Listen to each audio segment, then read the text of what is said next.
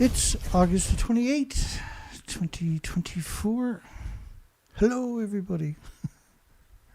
Little tough getting the live show tonight.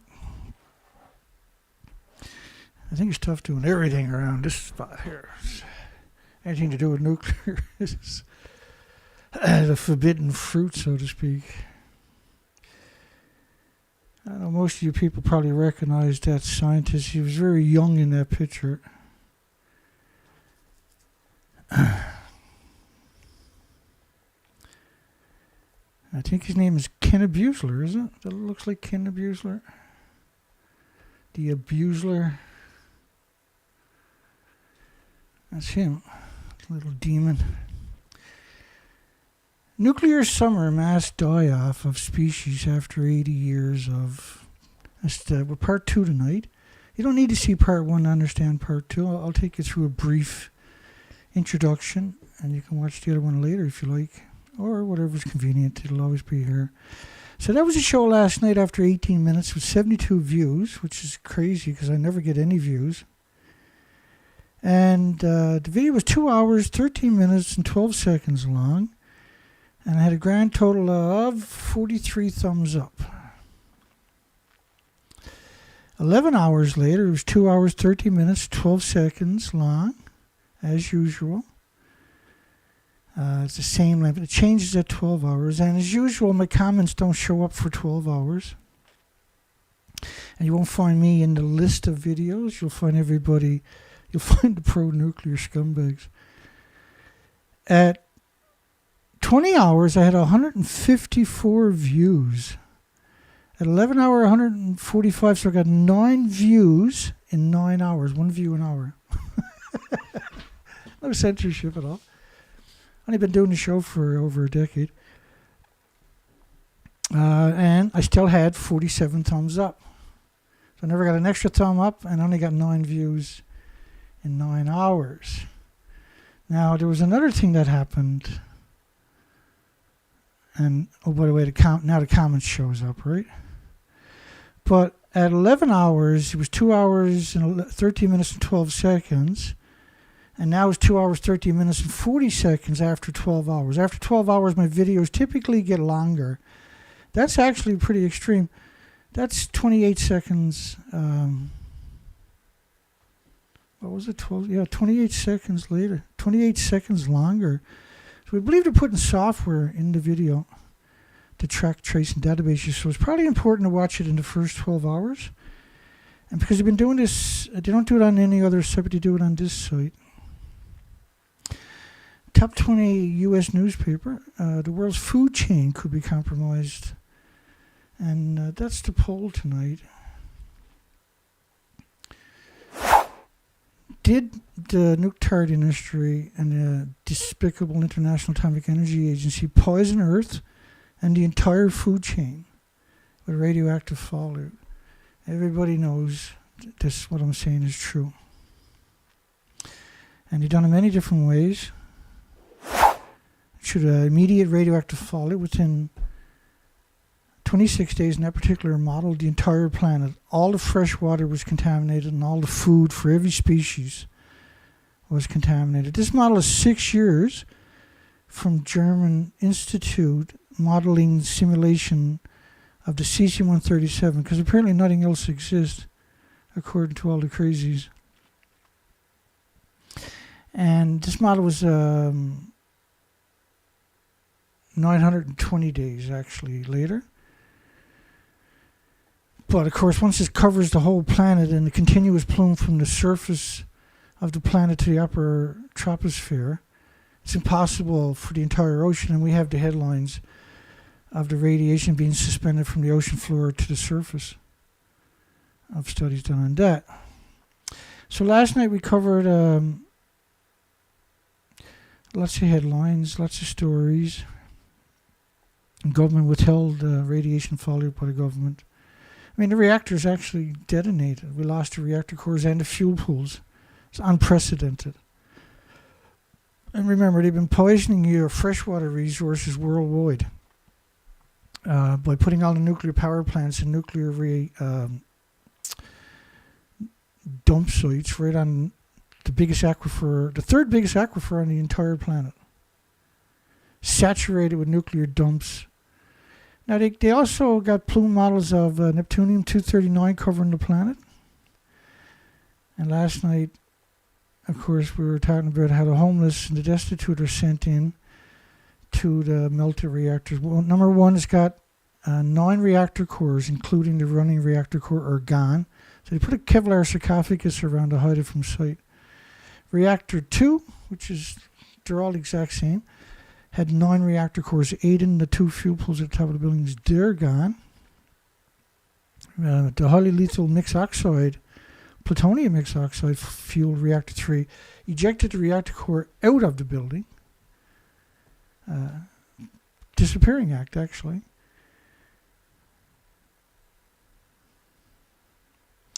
And reactor 4 was completely lost, the entire inventories. And they were doing maintenance, fuel change, so which meant about 1/3 of the reactor at most was taken out and put in the fuel pool. The rest of the reactor core was still sitting in the reactor. 2.5 years later, 3 years later, they came out with these videos and pictures not suggesting, but claiming they were in the building of reactor 4. They didn't. They picked up reactor 4 all over the prefecture, 30 million one-ton bags. And there's many communities abandoned, appropriately so. And this is not a nuclear scientist spraying regions, because that person died that very day. And wearing a paper suit means you get sick and die eventually. And we also have a confirmed renewed nuclear chain reaction feared at the spent fuel pool. So that's confirmation that they had a nuclear meltdown at the fuel pool. Now they think it refired. And so this is the common spent fuel pool. This picture was released in 2021. And nobody paid attention. Nobody's ever covered it except for me and a Japanese or a Chinese story that I'm pretty sure never got much attention. And I translated it and I still didn't understand what they were trying to say. But they were linked to a whole bunch of pictures. It was 736 of them.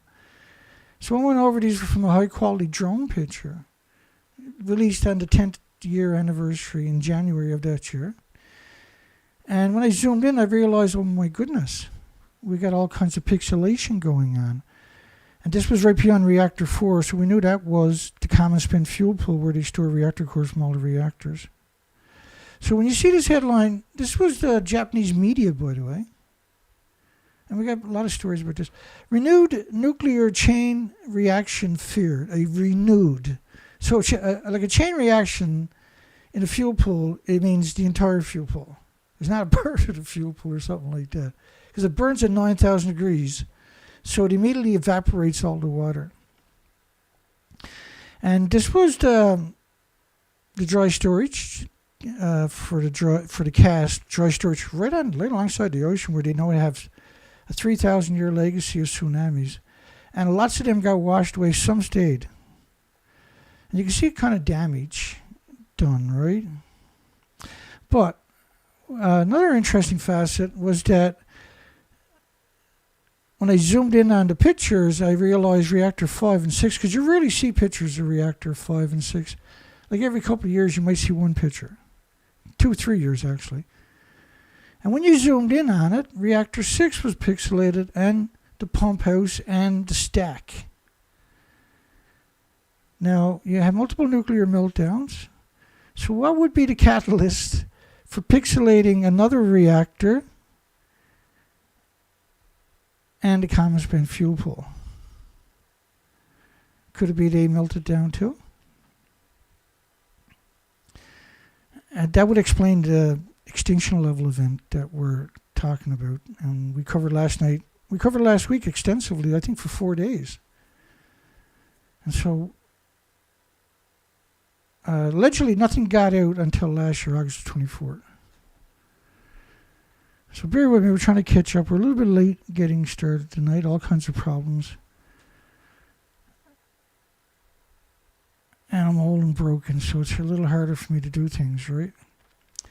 I've been at this for a long time, and I'm censored, but that doesn't mean I'm going to give it up. the story has to be told, right? 40 million atoms of iodine-131, a single bit of kelp off California. There's iodine-131. This is a sulfur peroxide hydrogen buckyballs. These are very hot particles, 1,500 of the atoms per, not microsieverts, not millisieverts, but physical atoms. Very important. University of Texas, Fukushima really so great the radioactive aerosols in Washington were up to 100,000 times normal, which is multiply that times 30. At that time, it was around 30 counts per minute, 30 atoms. Celebrated physician, Fukushima has humanity on the brink of a possible worldwide Holocaust. Boy, they weren't kidding.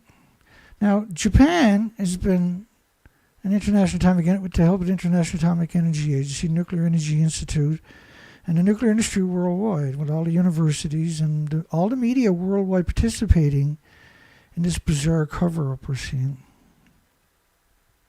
So they picked up 30 million one-ton bags, but what was even more shocking, they continued to grow food. Now, the food was banned in 14 prefectures by 55 countries. This is a severe accident, isn't it? This is actually a catastrophic extinction level event accident. And what they're doing is they're growing food in the nuclear wasteland, and in each of these prefectures, there's 14 of them that were banned by 55 countries, grow at least 1 billion pounds of rice in each of them. And they're shipping this incredibly radioactive rice from the nuclear wasteland worldwide and poisoning. And that is not just rice, peaches and all kinds of other stuff. There's catastrophic diseases and illnesses and autoimmune deficiencies. I'm not going to run through all that tonight. Let's just put it this way. There's 865,000 cancers in the first year. Not everybody got health care. Not everybody was diagnosed. And not everything happened in the first year. Imagine, no matter which country you live in, you got a spike of almost 1 million extra cancers in a single year. And the only major event you had that could be a catalyst for something like this was multiple reactors and fuel pools melting down at the one time. A total of around 38 reactor cores melted down at the one time. Because each building had 8 reactor cores and the fuel pools. Stuff was very dangerous in very small amounts. And there was huge doses. And then they're shipping the food worldwide. A U.S. study, University of Texas, radioactive xenon-133 in Washington was 450,000 times above detection levels and persisted for weeks. Now, that's a very short half-life, just several days. The original xenon-133 would be. And so for that to persist for several weeks was an ongoing multiple chain reactions for it to show up 5,500 miles away, right? Now, they don't need to ship food from the nuclear wasteland there to poison you. All nuclear power plants worldwide are surrounded by farms as far as you can see. And that is worthy of your investigation. You should look it up yourself. And then I'll provide you with a lot of documentation in the last 2 weeks about these die-offs. Now remember, the buildings actually disappeared. But officially, they got all the fuel out of the fuel pools, 8 reactor cores out of that building at the top of it that doesn't exist, and 8 reactor cores at the top of that one that doesn't exist. And that's a pretty neat trick. The die-offs have been extensively recorded and are catastrophic. Now, we ourselves have went out and done extensive research expeditions, 4 to 5, even 6 months a year for 6 years. And the reason we've done so much, because when we went out, we've seen an extinction event. We've repeated it multiple years in a row to see if the species recovered. The species did not. And so the ocean is a soup of life. The species didn't recover. You tell me what's going on. The radioactive fallout was found all over the world. Species were dying by emaciation all over the world. Still are, and I'm still covering this all these years later. I have faith in humanity. I'm sure everybody else would have given up by now, but I still have faith in humanity. This is another plume model of radioactive fallout. And so this is not a game. This is Norwegian Institute for Research. And I do believe this plume model was, I'm not sure if it was a xenon-133 or cesium. 137 model. Whatever it was, and there was more than that came out of there. Marine life crashing, disappearing.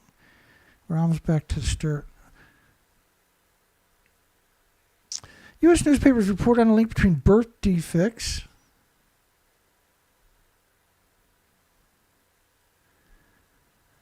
and eating radioactive contamination. One piece of contaminated food may deliver radiation of hundreds of X-rays.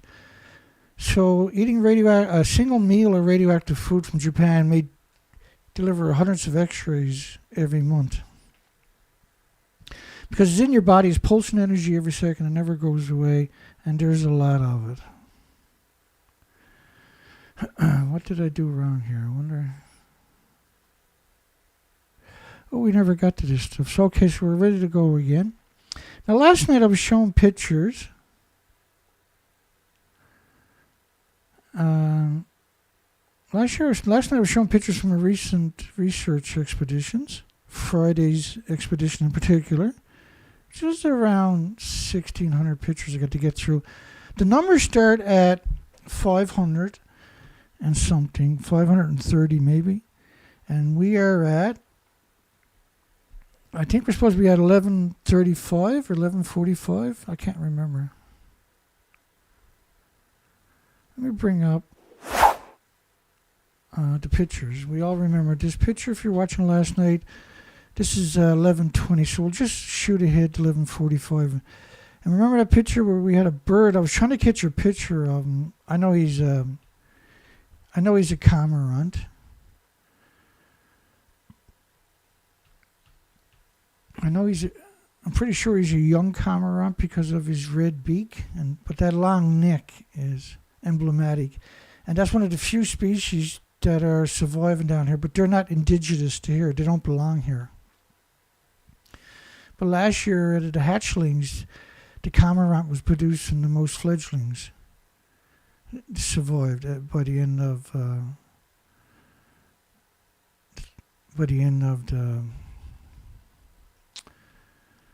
the raising period, right? And so we are at 11:33. We're supposed to be at around 11. I thought it was 11:45. I can't remember. I believe this was White Way. We played the video last night. And let me go back for 1 second. You'll see a bird in the water, I think it is right there. That's most likely a cormorant. They're like submarines where mostly you see their neck sticking up. If you got a good clean shot, you'll get the top of their back, right? But they have very, very long necks.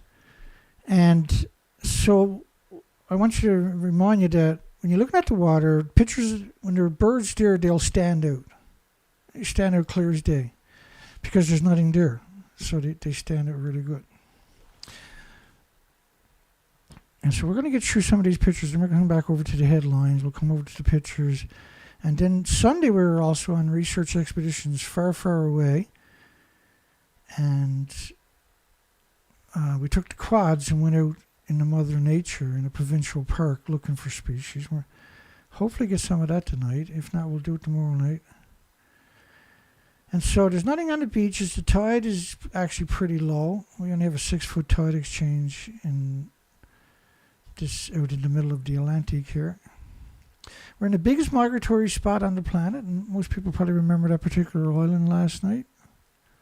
We believe that's a couple of cormorants up on top of that right there, and that's not a very good shot. So I think this was, I can't remember. I know we went past this spot. Now, if there's any birds there, they're going to stand out like a sore thumb. I apologize because I do this so much. I got a tendency to start clicking away. But what I do is I take multiple pictures of everything to see if I can get a clean picture. So these are the sewage gulls, basically, scavengers. They got their little niches.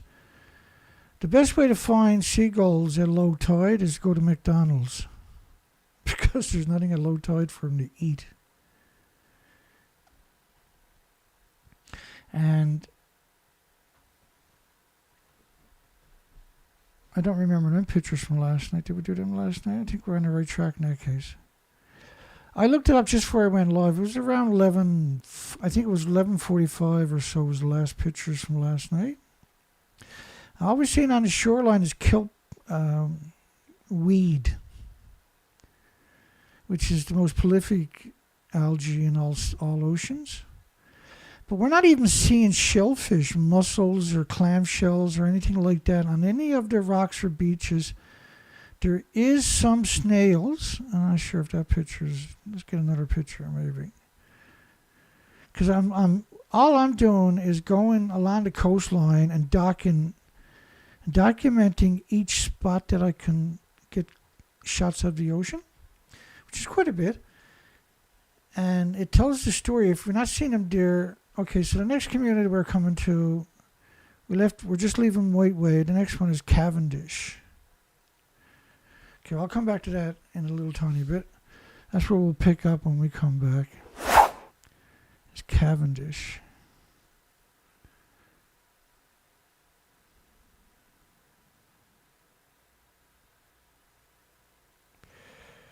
What have I got done now?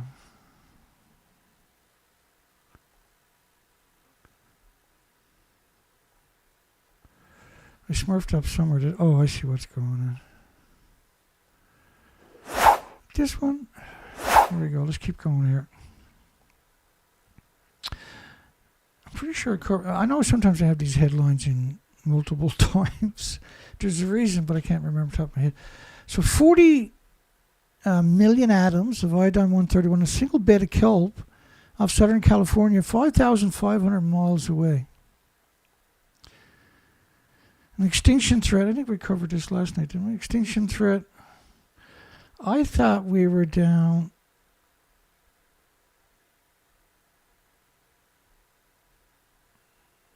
Well, we're going to cover it again tonight, but I thought we were down. Radionuclides are being released continuously in the ocean from the Fukushima plant. Continuously in the ocean. Well, that's where we left off last night, right here. That's the spot there, because we covered the firms. Right now, I remember. Canada radiation tests. I'll come back to the other hairline because I was supposed to be right here. Vancouver, Canada, British Columbia. Radiation tests showed iodine-131 in the rainwater at 100 times U.S. drinking water limits. But the drinking water limits for the United States is 7,500. Well, not for all the United States.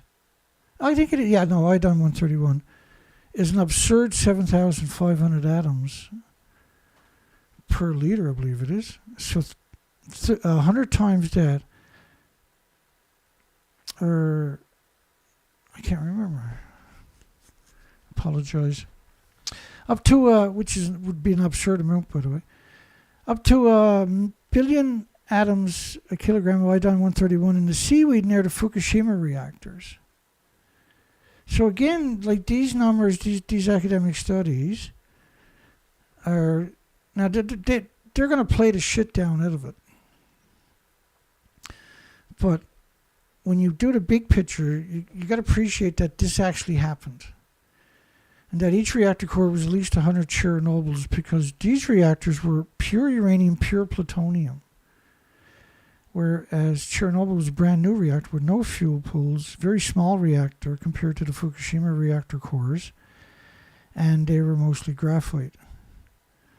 Now reactor 3, reactor 3 was plutonium X oxide. It's 2 billion times more worse. It's 2 billion times 2 billion times worse than a normal nightmarish meltdown. Because it's reclaimed uranium, reclaimed plutonium, which is the most idiotic. It's about making weapons isotopes, is what it was about, and making a breeder fuel, so they can produce an infinite. These are experiments. All of these ones, by the way, are experiments. No two China syndromes are the same. They're like terracotta soldiers, except they last a lot longer, and they're much more deadly. Staggering, alarming, unheard of. Never seen anything like it. Unprecedented in size, scope, duration. And the deaths could reach hundreds of thousands. and a host of other freakish phenomenons. 7,800 dead MERS on a 1 mile stretch of beach, on a single beach. These are unprecedented numbers. What this media done, by the way, it was aggregate the same story from all the media and brought it to you in one place. And the blue words would be the direct link to each of the stories. And the nuclear industry hated this site for doing this. But it was a good way, because I was on the ocean doing research expeditions at the time, so I was in a hotel room. It was a perfect way for me to catch up, because I'm only there for a few days and then I'm headed back out to sea. And I used to be out there for 4 to 5 months each year without coming home, doing a research species counts of the whole coastline. And I showed pictures last night. I probably showed them, like, this is an extinction event. And we don't have a right to be silent about it, because we're aware of it. We're able to document it over all these years, and we have a prodigious amount of documentation from the industry itself. 7,800 dead MERS. This was 1.4 million common MERS. They weren't the only birds, by the way. And this wasn't the only time that it happened post-Fukushima. And the common MER will dive 600 feet all day, and they feed on anchovies and squid and sardines and krill, like small, large grouped migratory prey, fish species. And so at the same time, there was 1.4 million of the common MERS, and they were all emaciated. And they covered a huge, in fact, there was thousands found. I think the 7,800 dead MERS on a 1 mile stretch of beach, was that in Alaska? Yeah, the Gulf of Alaska. But they were finding them inland in fresh water at 5,000 or something, blown up on the one shoreline when the wind was blowing, dead, emaciated. And MERS don't eat in fresh water. And so they were all emaciated. So this was over a very wide area. But at the same time, there was around 1 million Cassini auklets had showed up. And they were emaciated. And so I looked up Cassini auklets to see what they fed on. They feed on microscopic animals, zooplanktons, phytoplankton, stuff like that. And so then it hit me like a rock. Holy smokes. We got 1.4 million of the common MERS, which feed on, 4, 5, 6 inch fish, and like krill and capelin sandalants, squid, herring, anchovies, stuff like that. Very visible size species. But the common, or the Cassini auklets, feed on the microscopic animals. You had two different spectrums of the food chain, and millions of them showing up at the same time, starved to death. And I do believe I cried when I seen that originally, and it struck me. Because I knew this was the death of the ocean, this was the confirmation. And I remember being stunned, just absolutely stunned by this revelation. And I was broken by it. And I still am, but now I'm angry too. Anger is good. The primary species included the common thick-billed MERS, the black-legged kittiwakes, which are missing down here too, by the way, the horned and tuft puffins, gulls, the sooty and short-tailed shearwaters.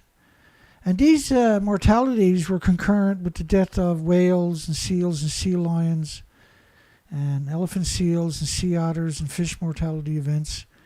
And this was all documented by many medias, but medias were picking and choosing what each one would, but you had to put them all together to get the actual story. We've been doing this for a long time.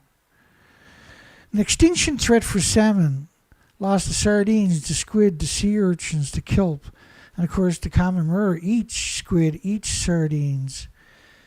And the sea urchins and the kelp, I was on the ocean in 2016 in February, up by Alaska, reporting on all of this. And as far as I know, I was the only person reporting on it.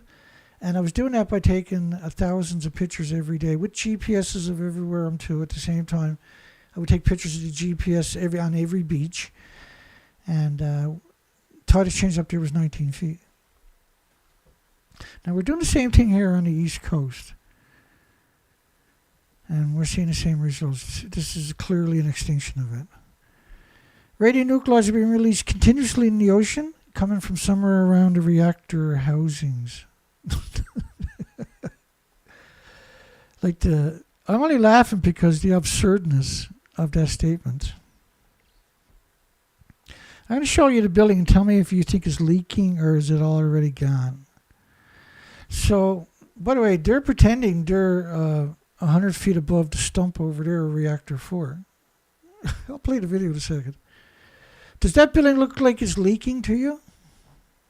Would you use, like, if you own the building or your brother or your family member owned the building, and you drove past it and the building, instead of being a 19-story apartment building or 190-foot tall, 65-meter apartment building, and you were driving past and looked over and seen the building look like that, would you call up your loved one and say, hey, your building is leaking?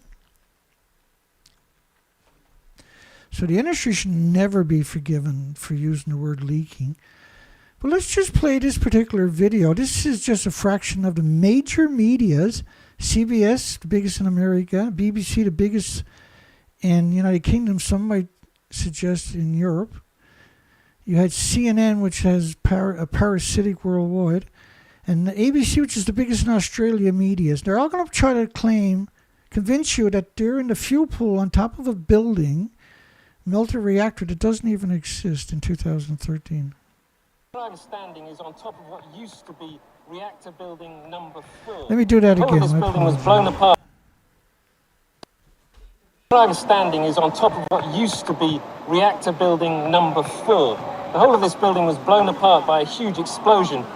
We are here inside Reactor 4 at the Fukushima Daiichi nuclear power plant that was severely crippled during the earthquake and tsunami of 2011. Of the decommissioning work taking place here in Reactor 4. At the end of our tour, we were checked for radiation exposure. In 4 hours, I received the equivalent of less than a chest x-ray. 1,500 highly radioactive fuel rods inside this pool. They've got to move them outside of this reactor. Now, shouldn't that be a crime to do that? Like, seriously, shouldn't that be a crime to claim you're in a building that doesn't even exist in order to manipulate and deceive the entire population? I don't know. What do you think?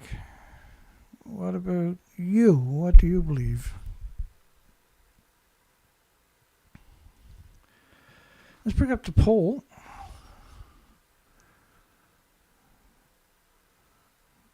Dana. Did Japan and the nuclear industry and the International Atomic Energy Agency poison Earth and the entire food chain with radioactive fallout? Well, hell yeah, they did, Dana. That's exactly what they got done, unfortunately. Historical crisis along the U.S. West Coast. We're facing a fishery disaster, never seen before things, and it should be an exclamation alarm to the public. An extinction threat for sardine, squid, sea urchins, kelps, massive sea star deaths. Out of the 78 species, and each species, by the way, come in multiple vibrant colors, only 2 species were we finding over 6 years. And on top of that, they were mostly full of tumors. Now, radioactive particles appear to concentrate over the surface in Northern California. I always find these kinds of stories interesting, right? Because we got the documentation of massive isotope fallout. So there was 220 million atoms, iodine-131. This is a forever isotope, 15 million year half-life. Another study were 20 million particles of iodine-131. or 220 million atoms of iodine 129, 20 million particles, the worst case scenario, of 131. There was, per liter, each of these, there was a million atoms of xenon 133 and another per square meter underground coverage, blanketed. This is permanent stuff we're talking about. There was a sulfur peroxide. We have 10 million atoms of cesium 137, a French study, per cubic meter of air. And this pulses energy 600 feet. Another highly troubling report about what's going on in the Pacific is not just the Pacific, unfortunately. It's all freshwater and oceans. Millions of starfish melt away from Alaska to California. And melting was now, because starfish use seawater like we use blood. So it's the perfect way for it to infiltrate the entire species. Expert, Fukushima radiation not rolled out as a factor in the epidemic. Very, very different than anything ever seen before. Iodine 131, Pennsylvania was at 3,000% of the federal drinking water standards, which meant you should have abandoned Pennsylvania permanently. Alarms the record number of seals and sea lions are starving to death. And we see this right across the board of all the top food chain predatory animals on top of that. Sea lions, seals, walruses, elephant seals, and all the seal species themselves, certainly. We're seeing it in the dolphins, the porpoise, we're seeing it significantly throughout the whale species. Emaciation is the common cause of death of whales, of all species.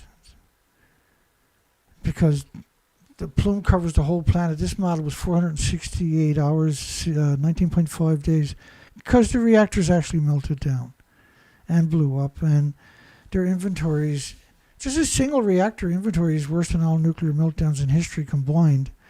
We lost 38 reactor cores that I can confirm unequivocally, and you'll agree with me when I show you the evidence, because it's impossible not to.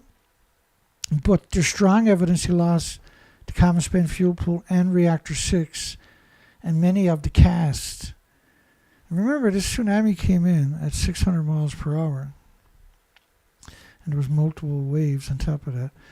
And so the common spent fuel pool was at the same street, across the street from reactor 4, so it was the exact same height, except it's a smaller building. And then the pictures of the tsunami going through, we have pictures of that, and that clearly was high enough to completely flood the entire common spent fuel pool, unequivocally. And because the water that they're using, special water, is what they're known as borated water. It's like it's distilled water, but it's get rid of the minerals because you can have a chain reaction. But it's also a borated water, a heavy water. And so if you take that out of the equation and put salt water in there, this thing is going to melt down. And so we know this happened. We know they covered up all the other reactors. I mean, the official story is they got all the fuel out of the pools at the top of the buildings that don't exist. So do you think it's a very big stretch for them to pretend that the common spent fuel pool was okay? I mean, reactor 3 to your left, that ejected the reactor core and the fuel pools out of the buildings. What was interesting about that, you got footage and you got videos of that, videos of reactor 1 and reactor 2, but we don't have video of reactor 4 rather, which is right alongside of reactor 3. And these were taken from security cameras. So how could you get footage of reactors, the other reactors blowing up, but you couldn't get a footage of reactor 4 blowing up? Well, clearly you must have. Marine birds are disappearing in the Pacific Northwest. It's a significant ecological shift and crashes in the species.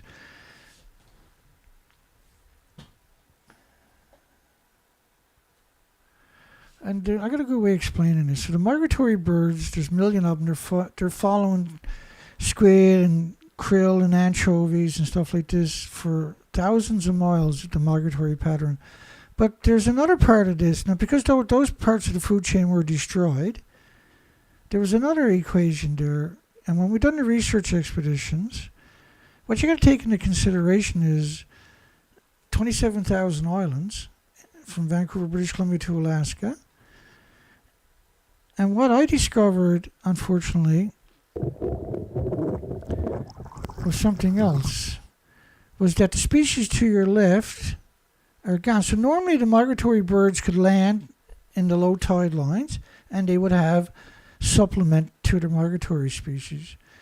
And at the high tide line was 30,000 insects, by the way. And so the species to your left are now exterminated. And so the migratory birds, not only didn't they have the migratory fish, they didn't have any species on the coastline to supplement their diet or to beat their diet. And there was 700 algae, for instance, and in that 700 algae was 5,500 invertebrates without the backbones. And so the Cassini aucolates also would have ate that as a supplement to the microscopic. But the ocean is the super life, so all the species to your left, they milk, they put sperm in the ocean. They all do it at one time. And so the whole ocean is just all these microscopic animals. And I used to work in that for 6 hours a day. And so it was very difficult to see very far for several months each year because of all the eggs and larvae that was in the water. It was a soup of life. And if you took a glass of salt water, typically pre-Fukushima would have 1 billion creatures into it.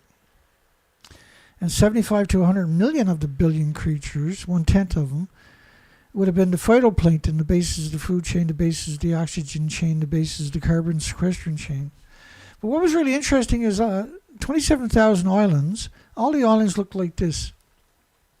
That's pretty impressive, isn't it? And the beaches, the golden sand beaches on every one of the islands, was made up of those shells. And when you go through my research, my pictures from the research expeditions for all those years, and I still haven't got my site back to normal, and I apologize for that, and I forgot about it. I'm overwhelmed, but I don't think that's a very good excuse when it comes to my site. So I'll definitely try to get to it this weekend, but I'm planning on taking off on research for the weekend. I don't know how I'm pulling this off, but we're managing anyway. So thank goodness, right? And I'm talking about not very healthy, right? It's very difficult for me to do this stuff. Okay, so the shells. Now I dove spots, like around. I dove around islands where I was working on these boulders and rocks and stuff, right? It was bad weather, and you can hide behind some islands, and you can get a day's work punched in. We were harvesting purple and red urchins at that time. And so I was picking 20,000 of them each day like everybody else. And I found this beautiful spot. It was a shoreline. We're only picking a 3-inch, right? So there's all different sizes from tiny all the way up to 12, 14, 15 inch. But you only want the 3-inch for the market. And I had to make a crossing. There was a very small beach. Like there was this nook of the island. And I came up and had a look, and there was this little beach there. And what made it unusual was it was about 50 feet deep. Now, I was working along a wall. And, I can't go down too deep because I'm there for 6 hours, right? So I'm limited to how deep I can go because I'm spending so much time every single day. Which was great fun because you get to spend more time without so much of the dangers. But I burnt 10 tanks a day at 90 feet. But anyway, I was going along, and so I had to make a gap from these big boulders. And I don't really like big boulders because big boulders are big caves, and big caves have big creatures into it. But it was really bad weather, so I went ahead and done it. And I really don't like doing it. And I might tell you a story after. I'll tell you now after. But anyway, let me finish this part. I'm going across the beach, which is probably about 100 feet or something. And I couldn't believe what I was looking at. What I was looking at was these shells stacked up as deep as I can see, which was around 50 feet. were stacked up. And that's what made the beach at the surface. At the surface was beautiful sand and covered with these too, right? All different decompositions like you're seeing there right now. But a perpetual amount. And I estimated it when I was looking at it after. You probably got a container ship load of shells there. It must have took a million years for shellfish to die and slowly build up and create a beach at the top of it. And it blew my mind because the way the ocean had it chopped out all the way down, because it's like a back eddy, right? And just before we switch gears here, so anyway, there a couple of years after that, I was working in a similar spot, similar conditions, where I was working these big boulders, except it was only probably 25 feet deep or something. So I was on the ground, no fins, boots on the ground. I was wearing something like almost 100 pounds of lead, and I was lugging around a 900-pound bag with me. And what you do is you have a small bag that you inflate. It's probably about this big, and that will pick up your 900-pound bag, and you can take one finger and drag it around with you. And again, I was picking the red sea urchins. It was cleanup, where you had quotas and you were picking the last poundages on each quota. It was cleanup, right? And so there was all these caves there, and I was hating it a lot because over the last years, I got a lot of little scares, right? A lot of little fish would dart out, or there'd be big eels would pop out at you, all kinds of weird stuff. And even seals would hide under the ledges, and you'd be there working along. All of a sudden, this big seal go flashing past you and literally stop your heart. But anyway, the Pacific Ocean has the giant Pacific octopus. They're about 15 feet spread on them and weigh about 150 pounds.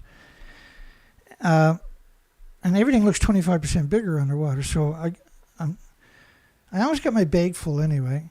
And I seen this movement right in the cave where I was picking around the cave. There was all around 3 inches. And I seen this movement. I was like, oh crap, here we go. Big eel or something, right? Big wolffish or whatever. Take your hand off, right? This was an octopus, I guess, because here was this eyeball looking out at me, probably about this big. I was like, and I can only do this, and it's a lot slower than what you're seeing right now, where I'm moving backwards.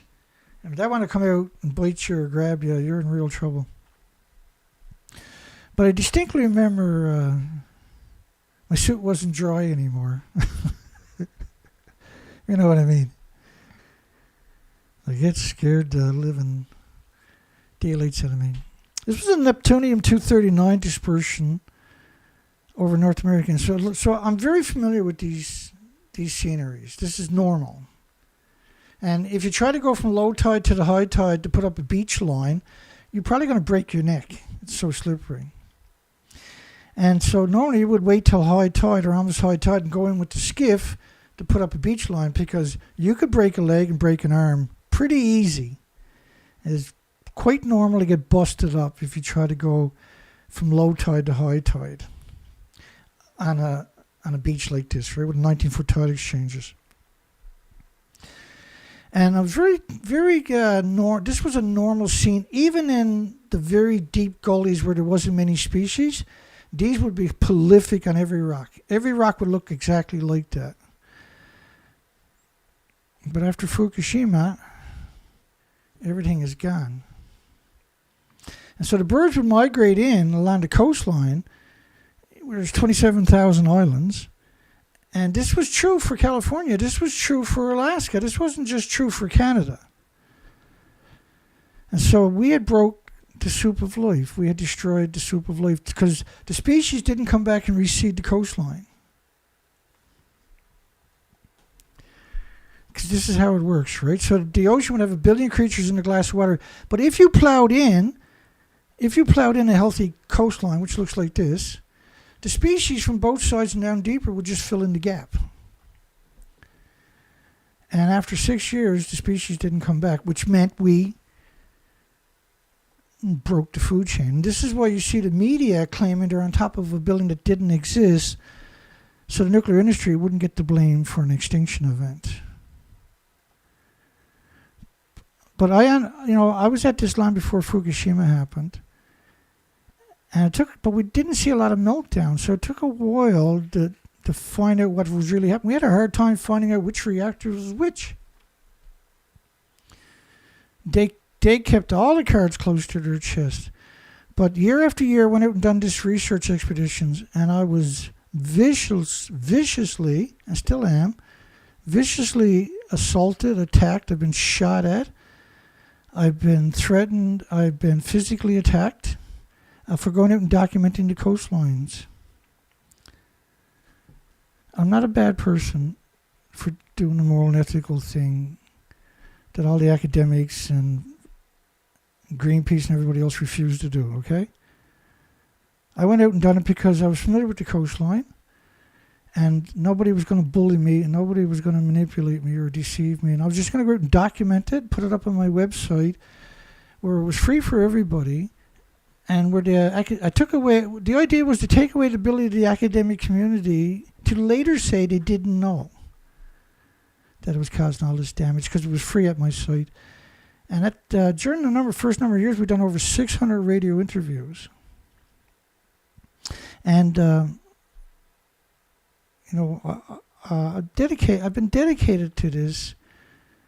It seems like now forever, in particular, because it's so intense. There's so much going on, and it's so much damage. Damage is now complete. It's symmetrical throughout all the species. But that doesn't mean that you shouldn't try, or you shouldn't be aware, you shouldn't be educated, because you can avoid poisoning yourself first off. Instead of getting 100 x-rays from a meal, you can avoid that.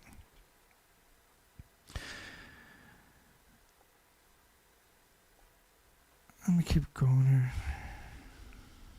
Where was it?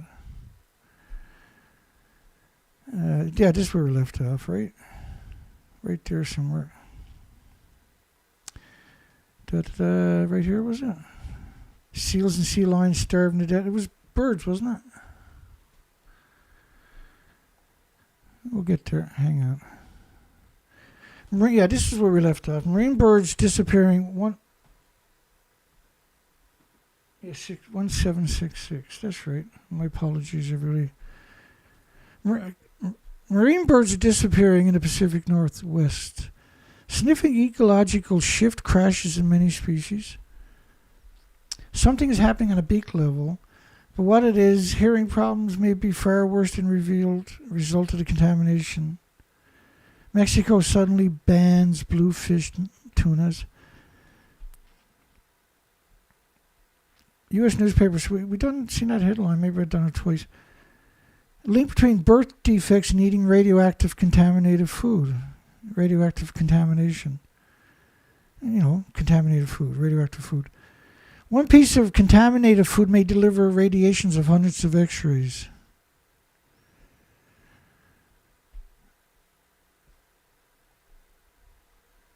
Killer whales down along the Pacific coast, very sick, very emaciated.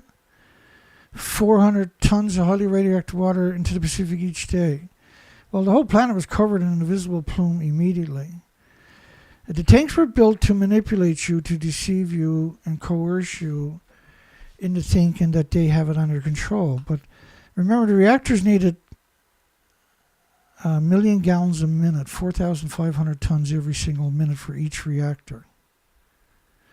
So imagine taking 4,500 one-ton pickup trucks, filling them up with water, and dumping them in 1 minute. Imagine you got to take the keys, figure out the keys for 1 million pickup trucks.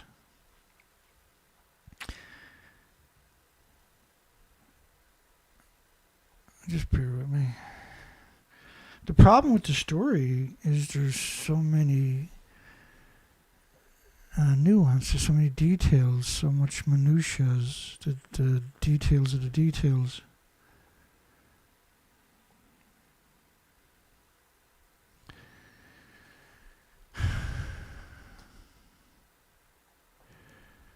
There we go. Let me explain to you the water filtration system, and I'll show you the tanks. The tanks were all built in roughly 2013. So the original water filtration system in 2014 was the ELP system. So April 21st, 2014, the ELP system has yet to function reliably. It actually wasn't completed. They wasn't expecting to complete it till the end of 2014. And I showed you that stuff last night in part 1, by the way. This is water filter. You can't filter radioactive water that's poured over a reactor core because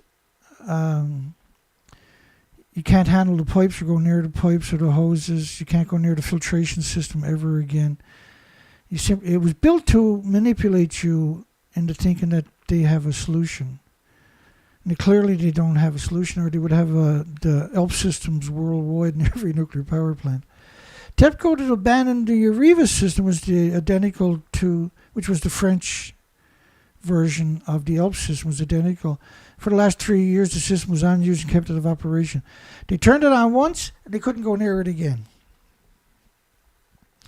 The groundwater bypass operation, where they're going to pump water from behind the reactor site around the site out into the ocean. That way it didn't run through the site and pick up radiation, right?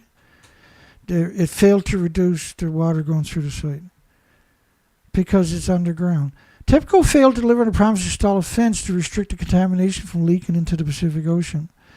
Well, like, you got to have a bottom, right? You can't just like build a fence. It's not like a snow. Even if it's snow, it can't stop the snow, right? But you're not trying to keep goats in a garden. You're trying to keep radiation, which is you can put 200 billion atoms on the head of a needle and you can't see it. At the time, TEPCO asked the government not to announce that they had committed to constructing the fences. They were concerned about the billion-dollar construction costs. But they spent $26 billion picking up 30 million one-ton bags. But the reason they're talking that way in the media was because you can't build a fence. And another version of the fence was the ice wall. And they admit, why would you build an ice wall, rather, when you can build a real wall? Land-sided impermeable wall. Again, it's got no bottom on it. On top of that, what happens when you build a wall around a site where you're pumping massive amounts of water is liquefaction. There was a Curion and the series system for cesium-137s. Again, none of this works because the atoms are all the same size. So you can't just target one isotope or another isotope. They're all the same size. They're identical. Unless you got a microscope, and even then they're basically identical. You can't filter something this small. And the best filters you can put on your face are 600 times, the holes are 600 times bigger than the isotopes. So if you're going to buy the most expensive filter mask on the planet, it can't filter radiation because it's the same size as an air particle or water. It's much smaller than a water molecule, which means you have to contain everything. And so this, the Curie system, the Curion, the Siri, the ELPS, and the Areva systems can't filter.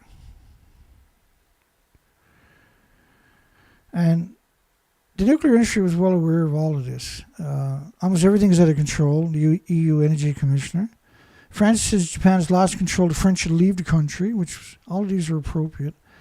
The Swiss embassy evacuates Tokyo, 240 kilometers away. They not only evacuated Tokyo, they evacuated Japan. And Tokyo has lost almost all control of events at Fukushima, which is inappropriate. An ambassador said this could one day be considered the ultimate catastrophe of the world and the planet. The ultimate catastrophe of the world and the planet.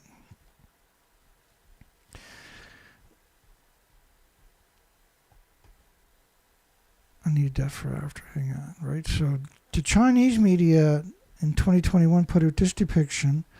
Yoshida Mashada, or Prime Minister Suga.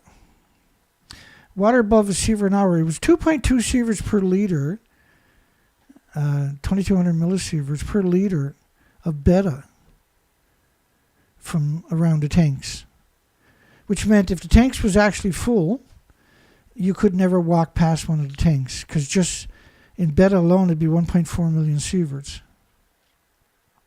So the proof that is that the tanks are empty, they might have fresh water in it to trick you, and so the earthquakes don't move it, which did happen, by the way. 50 of them shifted during an earthquake several years ago, which meant they were empty.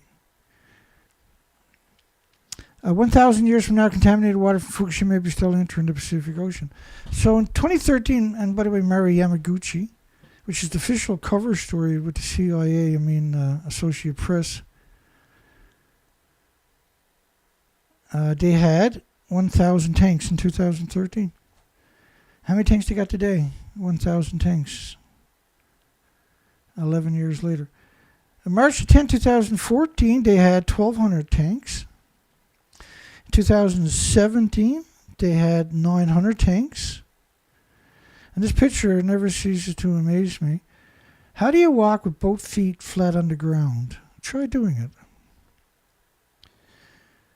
So it's probably photoshopped for some reason. I don't know why, but those tanks don't have radioactive water in it because you couldn't stand there if you did.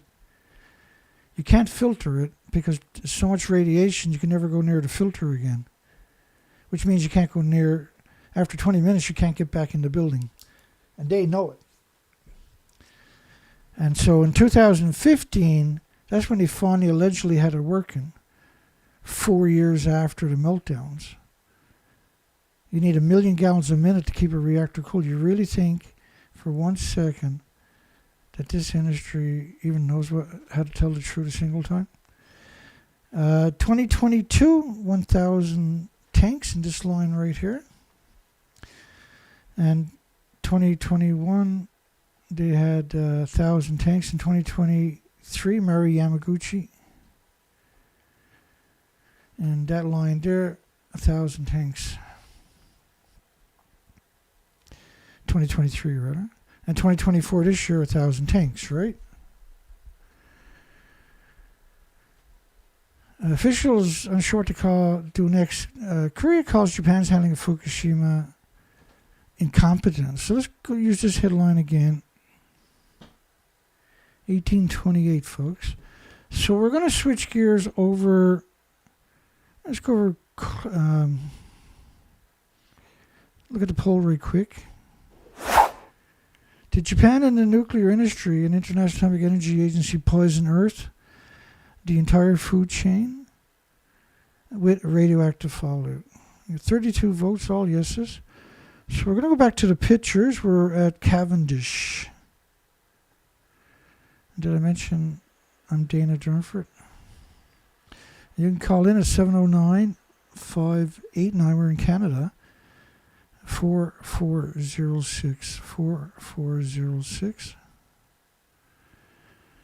Okay, so now we're back to Cavendish. We're at 1214.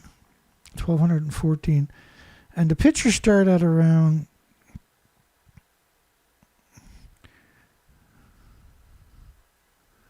at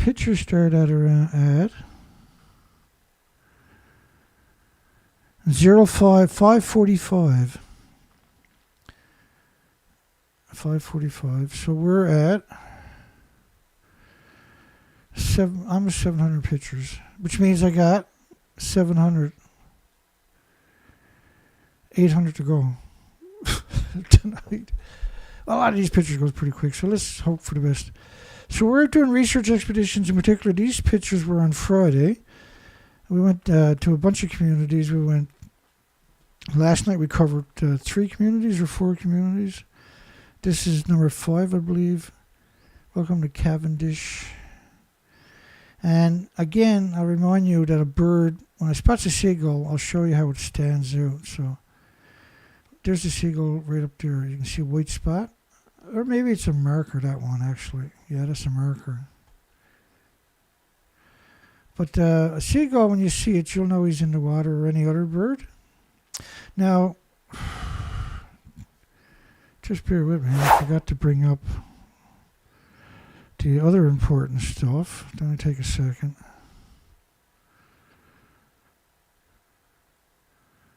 It only took less than half a minute. We're almost there. We're almost there. We're there. We're there. We're there. Here we go. Alrighty then, Dana. So there's a total of 427 species confirmed here on the East Coast. We're out in the Atlantic Ocean. There's 204 native species. I've seen numbers that estimated higher than that. And 166 irregular visitors. And some of the notables, these are not irregular visitors, these are the migratory birds. These are migratory. And Newfoundland has the biggest migratory spot on the planet for seabirds, with around 46 million migratory birds each year. For millions of years, millions of generations have come through. And so this is 35 of the popular species here in the east coast of Canada. The white-throat sparrow. Now, we're not seeing any sparrows. We're not seeing any finches. We're not seeing any robins, blue robins or gray robins. And I really like the gray robins because they'll come up and take food out of your hand, right? The mourning warblers, spotted sandpipers. We've seen a couple in one of our pictures. Remember that? Last night. But you're not seeing the migratory, the Swayson thrust. The Arctic tern, which usually shows up in massive numbers, they are seabirds, very distinct. The razor-bills never showed up. The thick-billed murres never showed up. We had over 1 million of them showed up 2 years ago, emaciated. No wobbler. Well, we did see one wobbler, I believe. And we've seen a couple of goosebeaks on Sunday. I got pictures of them. The common murres didn't show up. The sparrows, I've seen a couple, but it's not around the freshwater areas. And we've been covering huge tracts of coastline, many different ways, including on a motorcycle, because it's very nimble to go down to all these little communities and get right down into the really small roads and that. It's perfect. The Atlantic puffin last year, the colonies all failed their reproductive. And so in October or something, they had laid more eggs, which was considered unbelievable. And as far as I understood, they failed too. So there was a lot of them had... now the weekend, I'm hoping to go down and look at the Atlantic puffins. There is a colony, a couple of colonies here. I'm going to want to go down and see if they exist and how healthy they are. And the cormorants, or not the cormorants, the gannets, took a severe beating. I think they went from 44,000 to 15,000 or something. And we assumed a starvation because the species didn't show up. We don't see any birds in the ocean feeding. That's the biggest takeaway you're going to see from all these pictures. The savanna sparrow, there's many different... The swamp sparrows, the yellow wobbler, I did see a couple of them on the trail the weekend, or the morning wobbler, I think it was. The northern fulmar, and we've never seen none of them last year or the year before. And the kittiwakes, the colonies failed last year. They're like small seagulls. The commenters, we didn't see it. The greater yellow legs, I believe I seen one or two on the motorcycle up in freshwater, not saltwater though. The fox sparrow, I'm not sure if I've seen either one of them. And the amount of birds I've seen total all summer, I think it was around 100 birds outside of residential seagulls. The chickadees, we did see 3 of them the weekend, and they were flipping over branches. I got pictures of it. And looking for spiders, I guess, or insects under, not branches, but leaves, because the leaves are starting to change. And the pictures are very distinct. And the guillemots, we haven't seen any in the last 3 years on the east coast of Canada.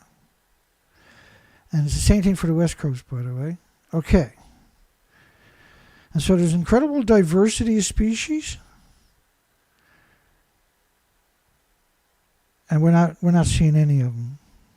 We're seeing a total of maybe 3 species.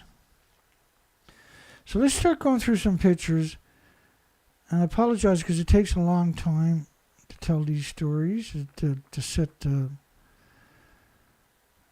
preamble, as I like to call it. The preamble tonight was pretty long. So you can see the seagulls, they stand out.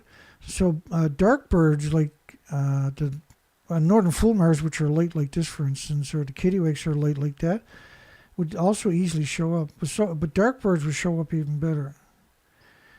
And so I'm using a long-range zoom lens so I can see right to the other side of the bay. And what we're looking for is just a synopsis on the coastline here. We're making a huge amount of the coastline, a very significant. And because we're at the tip of the island, out in the middle of the Atlantic Ocean, this is the migratory route we're talking about right now. This is all the breeding grounds. These are where all the fledglings are going to be raised, and they've been doing that for many generations. Normally, the rocks are covered with excrement, and there's a very noisy scenario. It's a very noisy scenario. Because that almost looks like a bird out there stood up on a rock, right? But clearly it's not. But just for a second there. And again, you're seeing low tide, no birds are feeding whatsoever. And a lot of small birds will hang out at the high tide line, or not the high tide line, but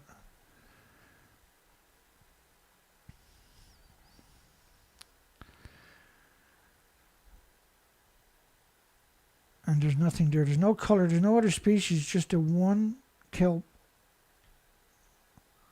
and it's a very not a very healthy looking kelp weed, which is the most popular kelp. No colors, no shellfish, no mussels, no starfish. There is some snails. Well, there might be a few mussels on that rock by the looks of it. And there's no sea urchins, anything out of the water at low tide. And see, you can see a bird up there, right? So they stand out, and that one's a very long way away. But if there's any birds in the water, they would stand out. And I mean, they stand out. And you would expect to see thousands of birds in a square mile. So the next town is the town of Heart's Delight, Islington. We'll come back over to that one. We'll come back over that a bit. Nuclear, so Cavendish and the other communities we covered last night, no migratory birds whatsoever. Nuclear report warns of an apocalyptic scenario at Fukushima in the weeks ahead. This could one day be considered, and this is where we ended off and went over to the pictures, now we're back here again. This could one day be considered the start of the ultimate catastrophe of the entire world, the planet Earth. And what I'm showing you is that is actually true. That statement is factual. And I'm providing the documentation of why it's factual. 1,000 years from now, and this is there was a lot of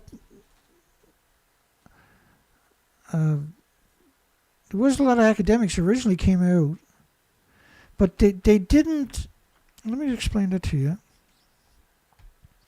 because that's very poignant that this was omitted. So when you look at these two buildings, the average person, it doesn't mean much, only that they're destroyed, hopefully. It means that much to them.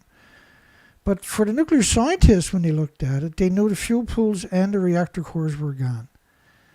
They took one look at that picture. And this picture, by the way, was shown worldwide on day 6. So we're 13 years later. And 13 years later, not a single academic, nuclear engineer, or scientist, or journalist on the entire planet has come out and told you that the fuel pools and the reactor cores were missing. Not one. Quite the opposite. And I played the video earlier where they claimed they were in the fuel pool. Now, why would you do something like that? Why was it so important to pretend that the fuel pool was there? because it's an extinction event. Mysterious surge, this is ABC Australia, mysterious surge in sick marine mammals all along the California coast, infested with parasites because they're too weak, their immune system is so compromised, they're extremely emaciated. So New York Times says 400 tons a day may be going into the ocean. But the utility now believes 800 tons a day of groundwater. This is flowing each day into the compound and damaged reactors. Now, officially, what they said they were doing is putting 140 tons a day through the or 240 tons a day through the filtration system. 140 of it was poured back on the reactor, and the other 140 was put in tanks. That's what they've done for years, right?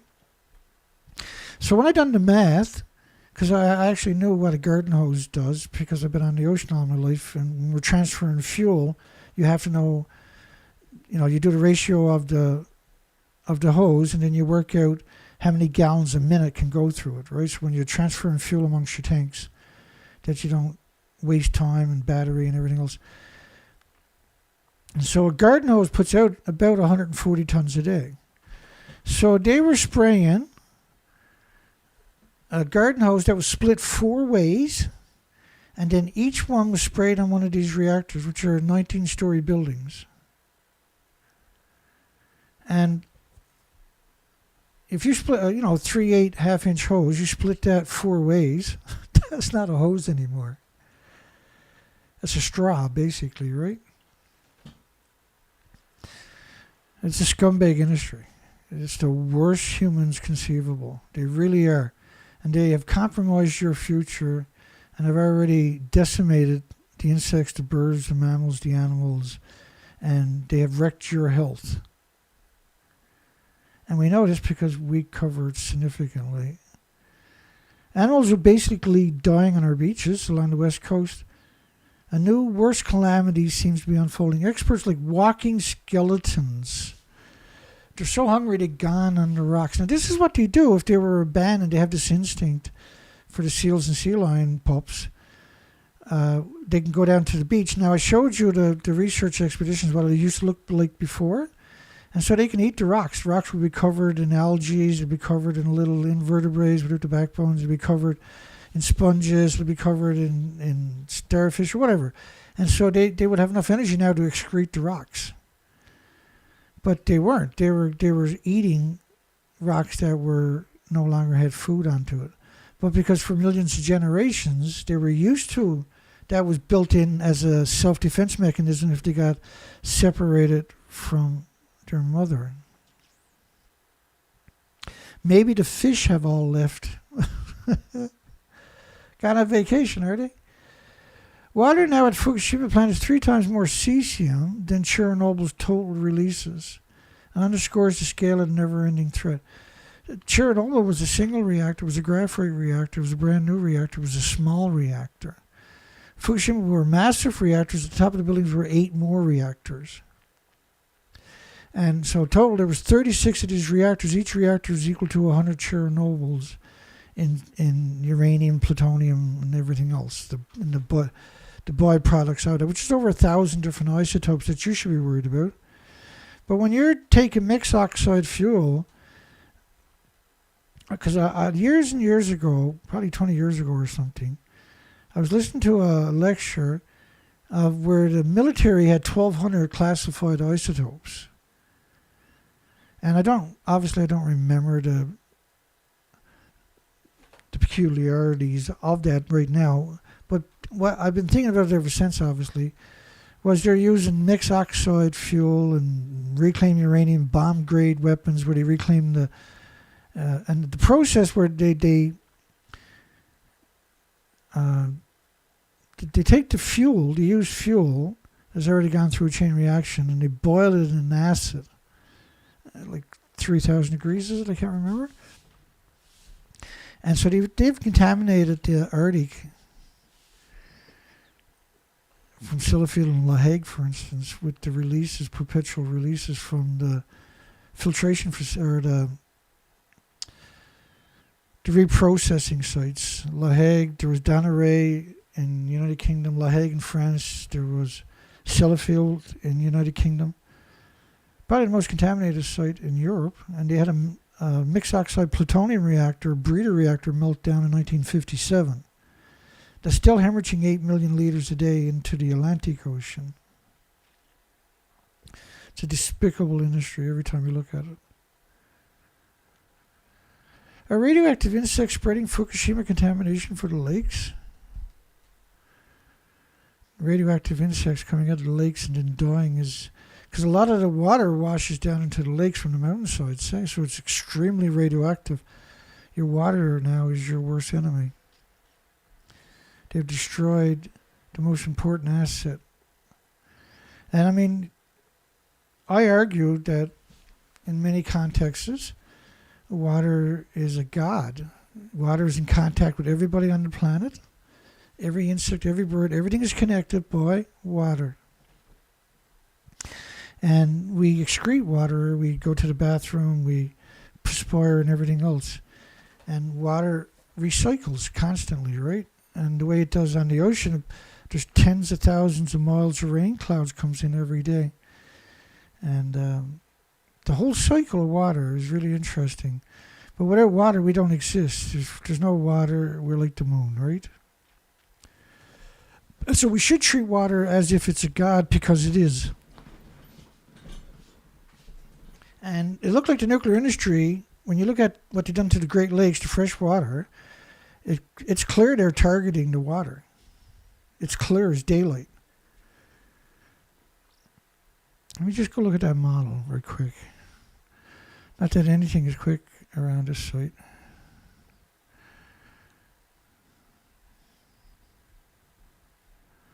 They're going to make me work for it again, are we?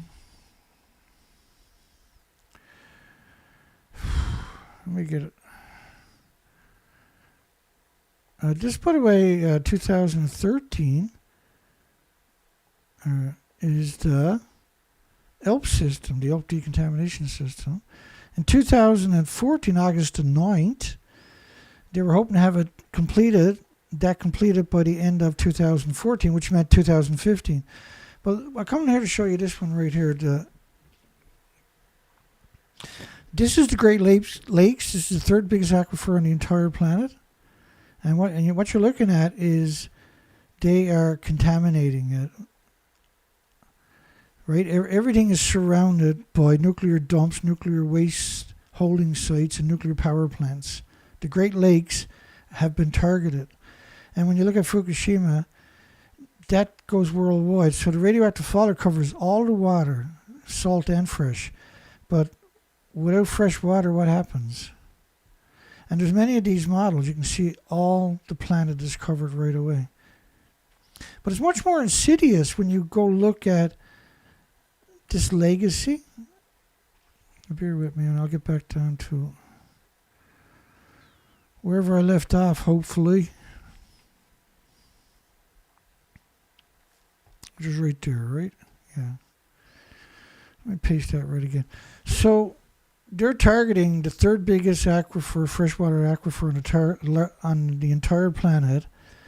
Uranium refinery, tailing ponds, Pickering and Bruce Power nuclear plants here in Canada, David Bessie, the Byron nuclear facilities, buried reactors at the Argonne National Laboratories.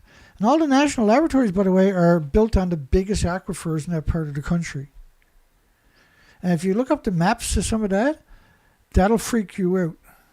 That will freak you right out, because these aquifers are massive. And they have these national laboratories built right over them. And these national laboratories have destroyed every one of them. And most, if not all of these aquifers are supplying each tens of thousands of farms down towards the Atlantic. TV animals are basically dying on our beaches along the west coast. A new worse calamity seems to be unfolding, like walking skeletons. Yeah, we covered that one, didn't it? That's okay. So me. A Japan official issues Fukushima radioactivity alert. The radioactive discharge is out of control. Contamination is seeping into the ocean. Again, and bleeding was another word. I used to get emails asking me to use the word bleeding. And I used to email them back and say, if I ever catch you, you'll be bleeding. So does that building look like it's seeping or leaking? And so every time I hear it's seeping and leaking, I want to throw a nuclear scientist off the top of a building.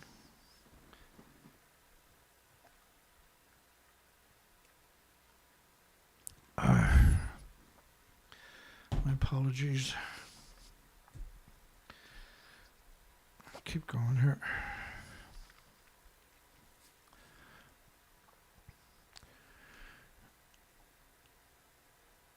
Strandings in the past 5 weeks exceeded what normally seen for an entire year. TEPCO made Fukushima plant into a machine for generating radioactive water, and the runoff from the molten atomic cores are now in the groundwater. Fox San Diego News. Sardines, crayfish disappeared from the Pacific Ocean. They just vanished.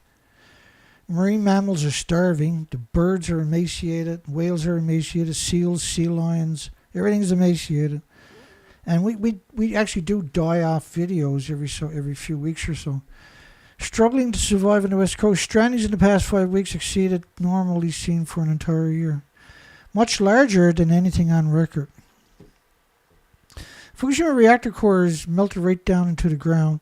Well, some of it was ejected right out of the buildings, as we've seen in the videos.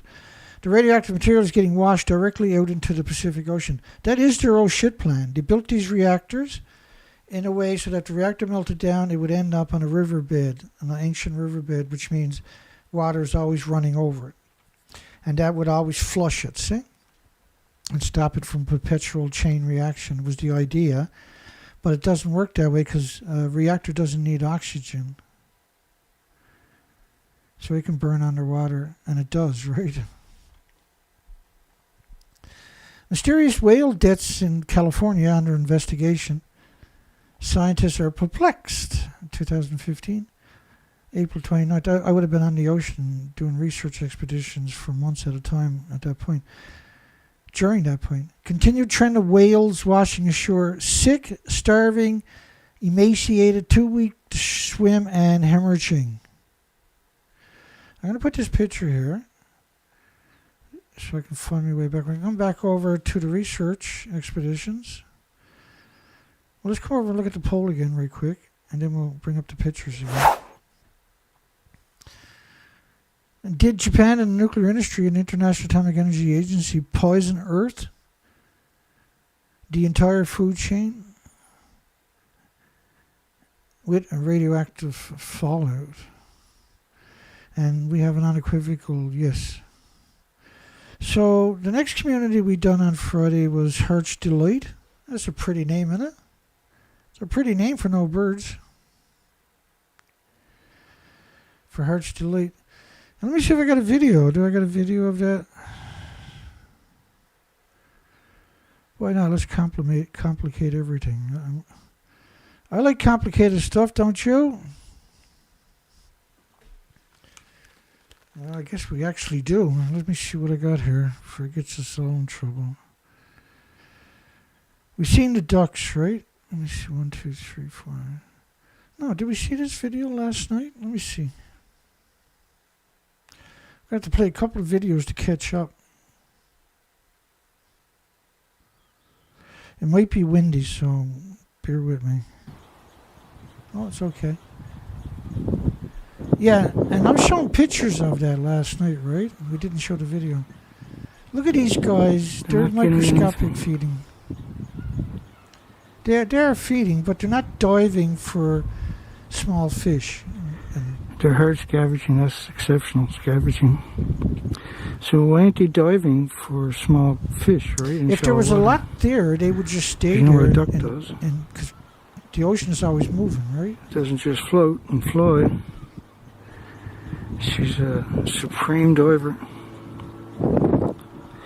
And there's no little tiny shorebirds anywhere today. We're right in close to a major Okay, we gotta play another one of those videos, I think. I gotta try to catch up. So this one right here, we got 1, 2, 3, 4, 4, 8, 9, 10, 11 videos.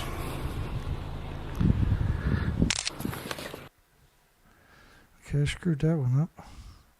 I accidentally snapped a picture, I guess, at the same time. This one looks like it might play. This is Cavendish Harbour. Yeah, this is where we're to now. Shot Right? from an elevation, I don't see any birds whatsoever. Another short, I think I've done that one twice. I kind of remember that one now. Then that would be this one. I'm in Heart's Delight. And I'm just going to shoot this with the zoom lens. Yeah, maybe that's the one I shot. That's Heart's Delight. That's where we're doing right now. So let's try this one. My apologies. Yeah. This is in Islington Harbour. It's a small harbour. Which is Heart's Delight. Some seagulls out right there on the island, but generally that's what you expect in these little outports, right? Sewage gulls, basically. It's really There's not bad, even a low isn't it? tide for them to eat. I didn't use otherwise the they'd be in gimbal, there I'm eating, sorry, right? folks. I'm an idiot. We got some snails in the rock. That's exciting. I'm going to get some pictures of that. Yeah, snails on the rocks. So that'll be the next pictures. I won't worry about it. Let me close that. So I don't have too much running in the background. And so that was 1, 4, 3. So 6. This is one we're going to do next. Let's go back to the pictures. This is all Friday stuff. This is Islington. That's what we're just talking about. Heart's Delight and Islington. There might have been one more video, but we'll play it after anyway. And you can see how a bird stands out. There's a few seagulls. They're there in the low tide, but they're not trying to feed. Because if one was feeding, there'd be other ones hovering over their head getting ready to steal it, right? It stands out. Oh, that is where we found a couple of green sea urchin shells. Looked like I butchered that shot. Oh, I had the zoom lens on. I think I went and changed the lens and took pictures again, maybe coming up. We'll see.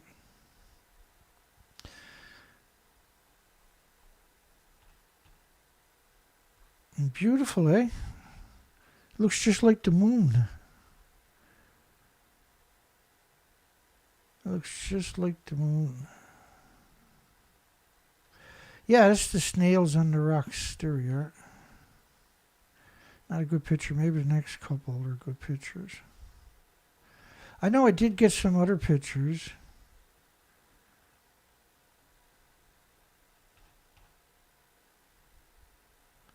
Anyway, I do got some close-ups at the next place. So you see how birds just stand out? So when I'm looking at these big bay shots and you don't see anything, it's because there's nothing there. This is your residential seagulls. Again, in total I think it's 4 species. Ducks, there was 3 or 4, and these are residential ducks because you can never get close to a wild duck. They're gone immediately.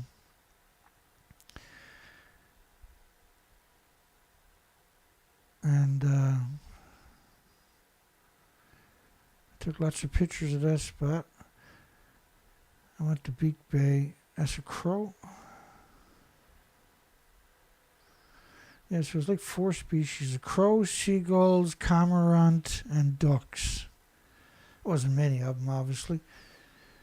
It wasn't nowhere near the 400 species that should be here. We're not seeing any of the 46 million migratory species. And again, look how the birds stand out. They're very distinct, aren't they? And look, you see the little shit on the rocks? Normally those rocks would be white. from just endless birds and millions of years and generations doing it. The rocks are stained all years. Now they're not, they're barely stained, only in a couple of places.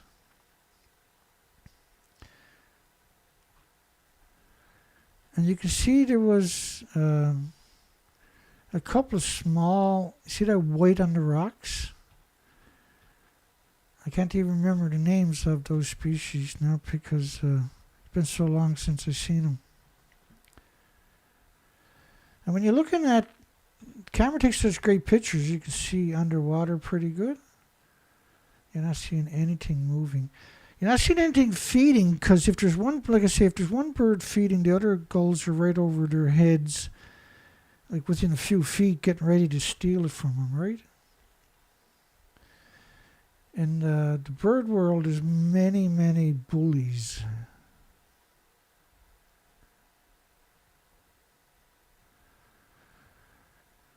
And lonely seagulls, little old sewage gulls, that's basically, they're living on sewage. Especially around here, we see it. And there's some cormorants, which are not native to the province. They don't belong here.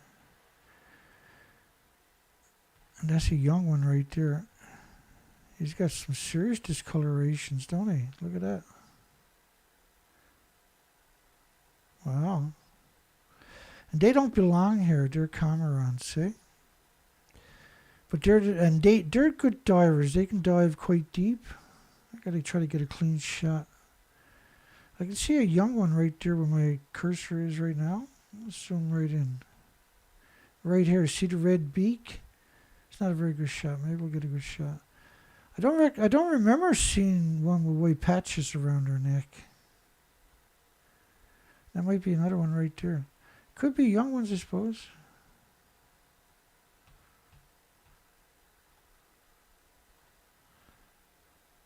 Yeah, there's one here with his wings wide open. I don't know how good it's coming out on your end, but there's a couple there that are red.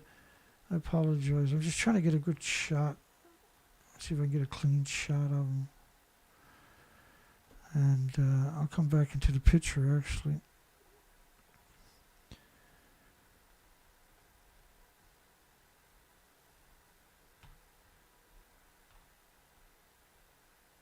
Yeah, that must be a young one. You can see the red around his beak, and the same thing with this one here. And I think that one up there is a young one too.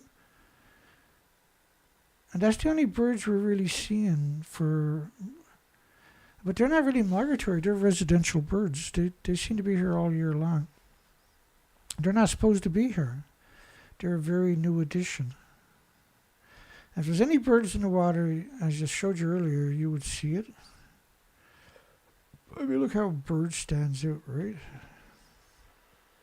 It's a kittiwake, that feller. Black-legged kittiwake. Islington, small crafts harbour. Oh, is this, let me see. I don't know if this is the spot where I had the albino mink or albino weasel. I think it's an albino mink. I still haven't looked at the pictures. Let's see it coming up. We'll get to that.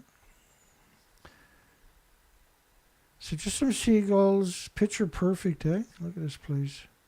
Traditional handmade boat. That's the old-fashioned. They used to put a little 3 Acadian, 3 horsepower. You have to wind it up yourself like an old Model T. Ah, yes, there's the snails. And we notice now that we're seeing them in a couple places.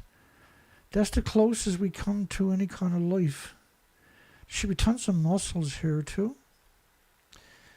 And at least there's something. But what I'm seeing them is in a few places, bare rocks, where when the tide starts to go down, they're the first ones exposed. We're starting to see a lot of rocks like that. But the deeper rocks, you won't see them on it, is what I'm basically saying. So they're on this rock here, for instance. right, out in the middle. And there's a boat launch right behind me there. But when you go over to these rocks over here, because they're on that rock right there, but when you go over to these peninsulas,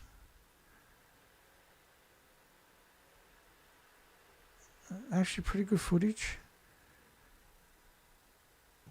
There's nothing else, just what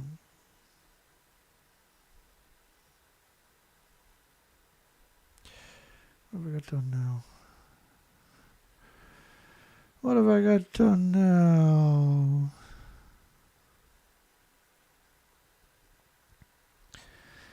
That can't be the last picture. Just bear with me. No, that's nowhere near the last picture. Alright, 1440 or something.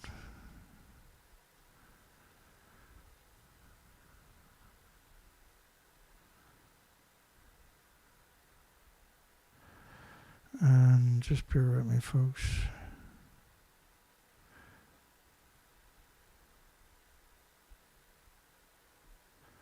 Oh yeah, okay. So the next spot is Heart's Desire. So we were just at Heart's Delight in Islington, right? Welcome to the town of Heart's Desire. They sure got pretty names, don't they? We also got a community named Dildo. Spelled that way too, by the way. Heart's Delight. And so we can get off the highway here quite a ways. We're down by the ocean. And you got 4 cormorants. They weren't very impressed with me. A couple of them are young ones. I think they all might be young ones, actually.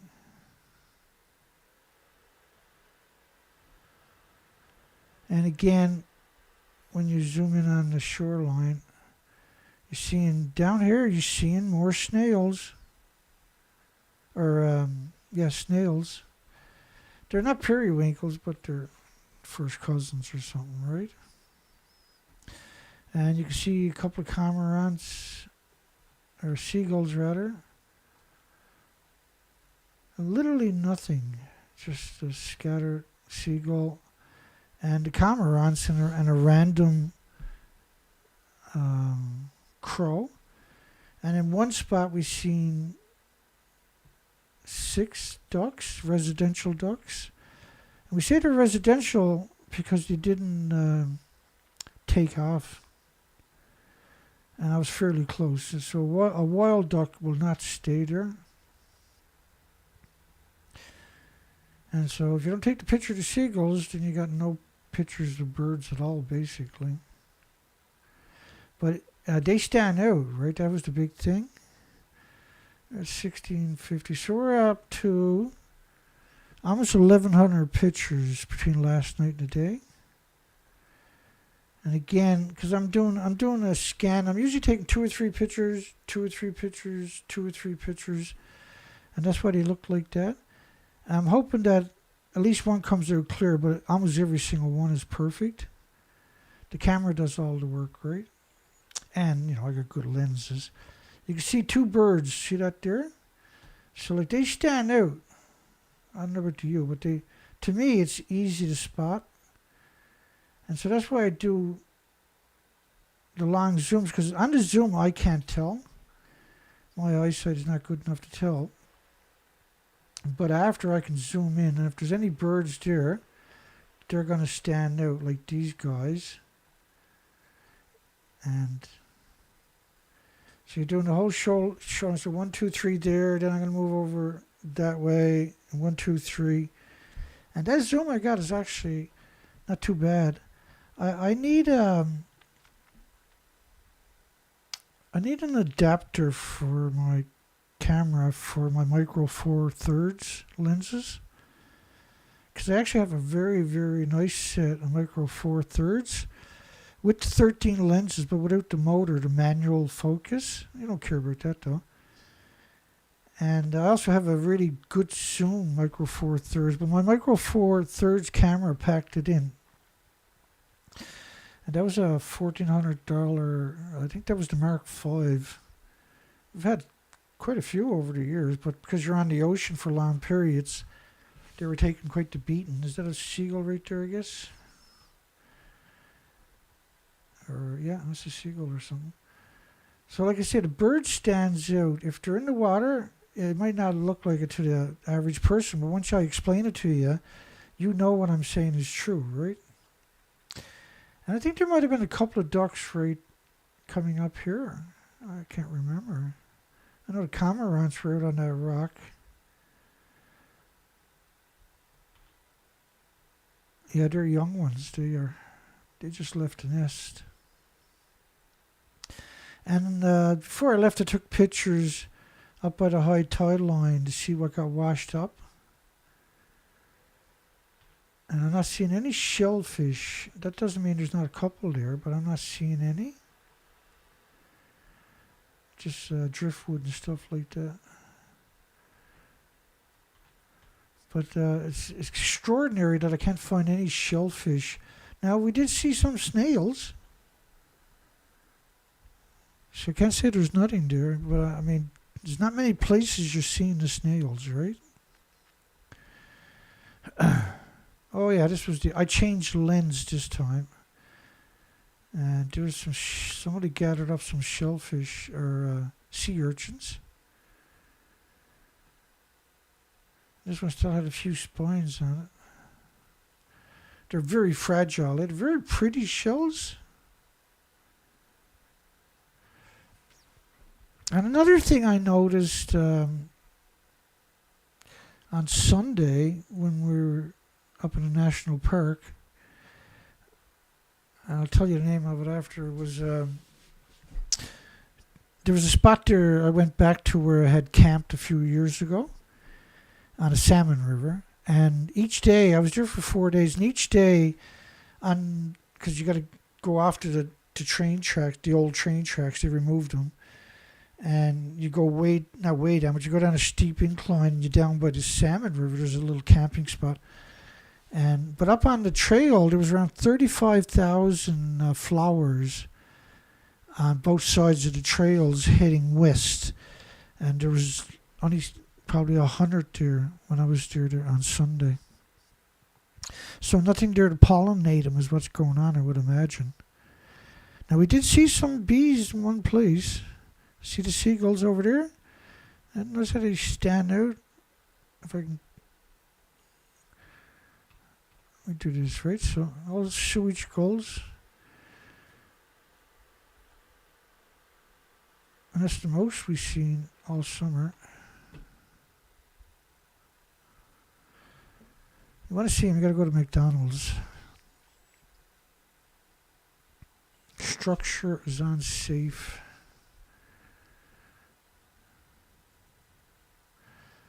I think there should be snails over here. I can't remember. Heart's Delight. I'm not seeing them. There's some barnacles, little tiny barnacles. Now, barnacles are usually clumps. So maybe that's snails. I can't tell in that picture. It doesn't look like snails, but that don't mean it's not. No, that's not snails. That's barnacles. Yeah, that's barnacles for sure. They're not successful at all. And barnacles get so big, you go in there with a Zodiac, they'll punch a hole in it. Very sharp.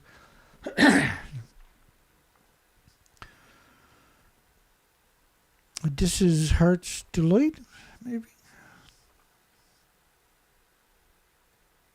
Of course, seagull. You don't see anything feeding. If he was feeding, other seagulls would be hanging around him. Like hovering right over them. It's just you're floating at low tide. But at low tide, this is where they're supposed to go into the low tide zone because seagulls can't dive. So low tide is their prime time, right? So all we see is the few seagulls, the few sewage gulls. And we documented this whole area, and we're not seeing anything but a few seagulls and a few cormorants. So back to this wharf. I'm on a wharf. And I'm shooting both sides of the shoreline. There's a crow over there, maybe. Yeah, there's a couple of crows. Look, 1, 2, 3, 4, 5, 6, 7, and maybe 7. I could be wrong. 1, 2, 3, 4, 5, 6, 7, 8, 9, 10, 11, 12. Maybe 13, 14. Wow, I didn't remember seeing that. It's pretty cool. Crows. Crows are really good scavengers. They eat dog food and cat food too. No snails on the rocks, but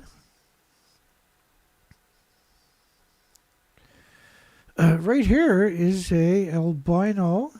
I was shooting for the sake of shooting the old fishing gear, and I used to sew every spring. You would have to repair all these nets. We used to have 120 of the gill nets, and you had to fix every hole. But look at that one right there. What's that guy?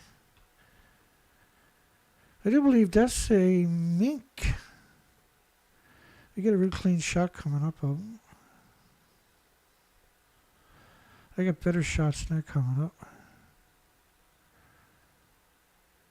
An albino, eh? I haven't got a clean shot. I'll tell you in a minute I get a clean shot. Yeah, because he comes back. I slowly inched my way towards him. I kept the camera to my face so he wasn't looking at my eyes. Oh, he's as pretty as hell, eh? Look at that. I got some better shots coming up, I think. Like, he's eyeballing me. He doesn't like it. I guess he's kind of used to people being on the wharf. I was thinking he might be blind for a while.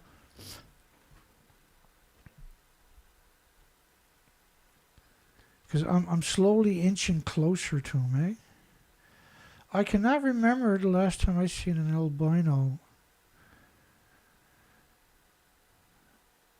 I'm assuming that's a mink. I'm sure people will correct me if I'm wrong.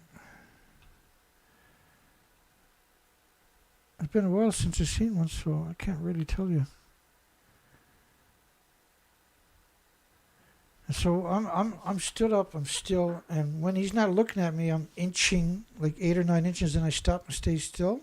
When he looks away, then I'll inch 8 or 9 steps forward again, stay still. Trying to get the perfect shots.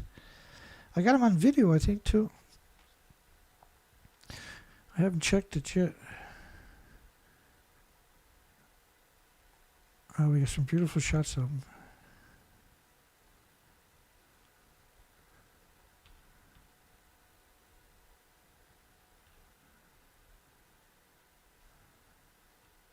But he's not too worried about me.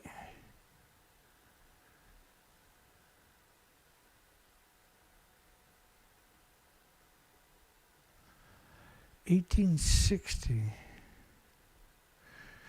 Okay, so we're going to come back over to this guy after. How are we doing for time anyway? Yeah, we're doing okay. Let's come back. Let me stop moving that mouse around. Let's come back over. Because I only got 5, 10, 15, 20, 25, 30, 35, 40, 45, 50, 55, 60. 65 of these to get through. So I'm not going to get through them tonight. And, well, actually, what number are we at for picture? We'll pick up there tomorrow night, which is Thursday night. 1860. I'll just leave this picture here for a second so it's easy. I haven't got nothing to write it on right now. Or actually, I don't. Just make it easier for me for tomorrow night.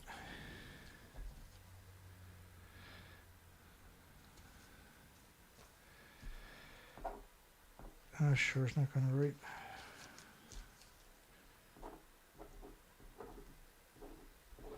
So 1860. I'll find out tomorrow night. And then animals sick, starving, emaciated. Oh my goodness. Japan doctor, completely beyond comprehension how huge the contamination of the ocean will be. Fukushima radioactive material is poured into the landfills to enter the sea, and it's spreading over the whole world. So there's a whole lot of academics have come out and said, hello, this is, we're in real trouble.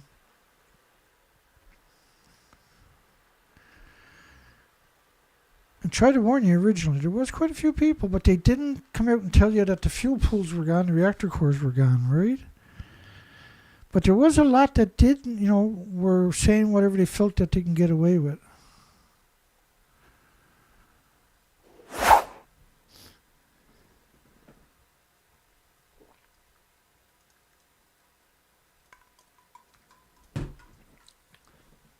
Oh. Yeah, so we're quite late getting started. My apologies.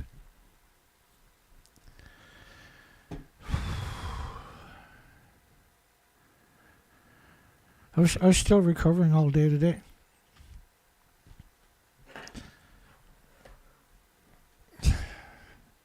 That's how brutal the weekend was, Friday and Sunday. Saturday was no picnic.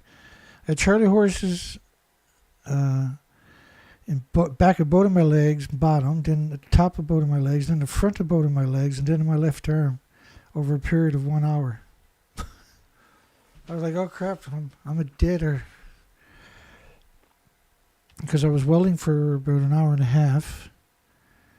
What did I weld? Oh yeah, I welded the boom onto the big trailer. Because I only had it bolted and I didn't like it. I wanted to take it with me because the boom can lift 2,000 pounds. And so if one of the quads broke down, if you broke the front ball joints or something like that off it, you can just use the boom to pick it up and put it on the trailer and bring it home and fix it without damaging it trying to get it aboard, right? And I can't lift things. And so far it's been a lifesaver. All right, so we're going to pick up right there tomorrow night.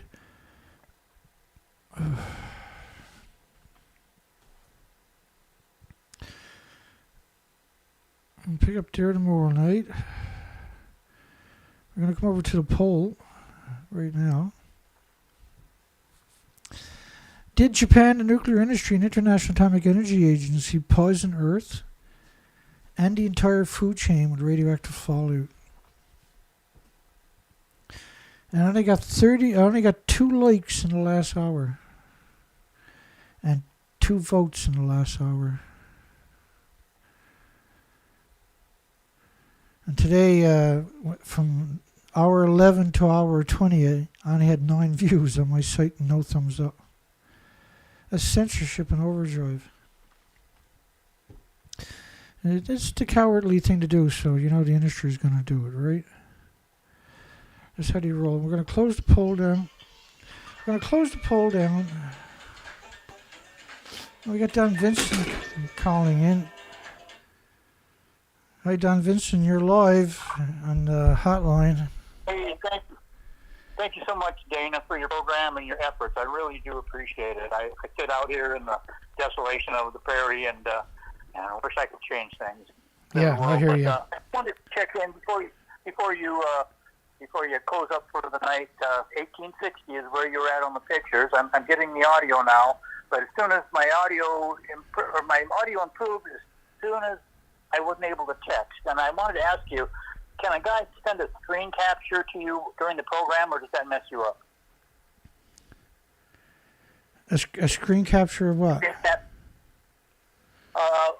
Of the posts that I'm posting, and it says errors, and won't, and then it sets it back to me, and I'll try to set it again. And sometimes Yeah. Yeah, well, I really. I don't think it matters to me, but is those comments showing up? Does people know that's happening to you? Well, they show up for a little bit, and then it says error, and it takes it off of what I think is the live feed. But I posted like, anybody there, kind of thing.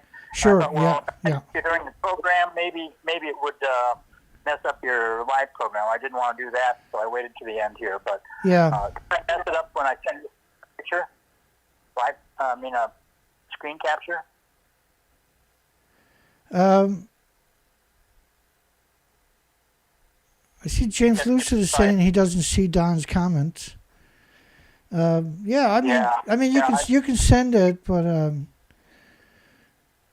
don't know what to say to you because there's nothing I can do on my end, and everybody's been complaining about this since I started this site. Everybody's having that problem, or like not everybody, but I've heard it almost every single day. Lots of people are, and we know they're doing it to us, right? They're interrupting everything. I just wanted to confirm it. And I. Yeah, well, you've been around. Go ahead. To James' site and listened to his songs that he's had out. Yeah. And I noticed I wanted to thank him for that. But I noticed that they blur the lyrics a little bit at the beginning, but then after a little bit, they're clearer and stuff. And I'm like, oh, that's what's next. But anyway, I want to thank him. Yeah, because I listened to all of his music. James is getting motivated, and he's got like raps and rhythm and blues and jazz, and he's got an incredible amount there already posted. This was very cool stuff, and he's nailed it right from the beginning, right? Yeah, he's gotten it. He figured it out right from the beginning, and so we're going to play one of those songs, and we got requests to play it again tonight. Actually, more is coming. James says. Okay, anything else, Don, you want to throw out there? Go ahead. I just wanted to authorize you to pass my personal phone number on my Apple phone here to anybody that wants to contact me, because I feel at some point they're gonna stop this whole communication process that we're involved in, and I really would. I mean, I've got your number, but it'd probably be good to have a few other ways to communicate with some people. And I'm pretty much all on my own out here on 30 acres, and I love it, but I can see kind of what's going on. But I didn't want to tie you up too much more, but I'm keeping an eye on things, and I'm talking it up whenever I get something here. It's hard. It's hard with the average person. I know it. I get it. And I run a program for those who are willing and got their eyes open there looking. But generally, I won't have a conversation with anybody I know, because unless you got the evidence to show them, and even then, the average person just couldn't care less. They're not able to. There's so much fluoride in their diet, they're not able to hold their concentration. Is what I'm seeing. And so, I hear you though. I hear where you're coming from. That's why I do what I do, right? To provide you. The best thing for the people to do is buy a cheap printer for like $40-50. It comes with a set of cartridges, and then take screen captures of the best stuff. And when you get a good collection, print them out, make a little book, and leave it on the table. So when friends come over, tell them to flick through that while you're making them a coffee or a cup of tea, and you'll be surprised at the results you'll get, because you're not. It's in paper, and they can just take their time and read through a bunch of headlines, and all of a sudden they're asking you questions. And now the conversation has started. And I was doing that for a while and dropping it off at doctors' offices and everywhere else. Just bringing it in, throwing it there, and walking away again. That's saying nothing to nobody. I've done that all over the place out here and the West Coast. That's why they call me the bastard. Okay, Don. Anything else, my friend? One beautiful bastard, Dana. I tell you.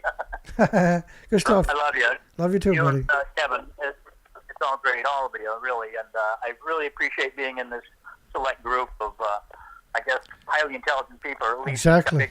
That's exactly what's. But That's exactly what's going on. I'd like to let you go back. Okay. But, I did want to check in because after the program, I'll send you some of those screen captures of the posts I made, and we know they're editing us here. Yeah. Okay. No worries. Yeah. I know James Lucid is saying he didn't see your comments, so there's evidence that it didn't show up. Good stuff.